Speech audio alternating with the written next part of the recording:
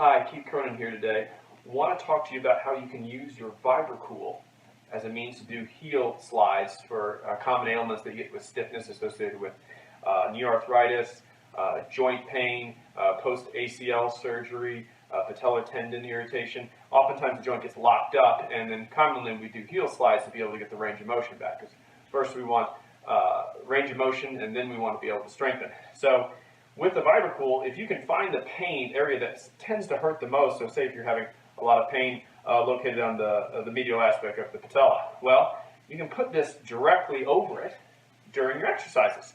And so what this will allow you to do is, just by a simple click of a button, turning it on, you're going to get the benefits of high-frequency vibration into the joint. And then, when you do your heel slides, that vibration is going to not only help with motion with regards to pain, but it's also going to be oscillating the joint as well to help break up some of the tissue to actually help warm things up and get it moving a little bit better. So again, just to show you, as simple as doing that exercise, and if you're going along, you go, as I'm doing it, when I get to here, it actually hurts more on this side. Well, just simply move it over. Because with this, inevitably with range of motion in the knee, it's going to hurt, and we know that.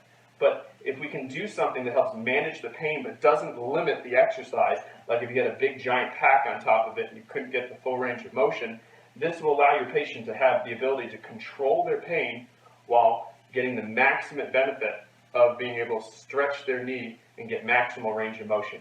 Once we get the motion, getting the strengthening and everything else is much easier, and using VibraCool, you can use that high-frequency vibration to assist with this exercise and any other range of motion exercise you have in the body.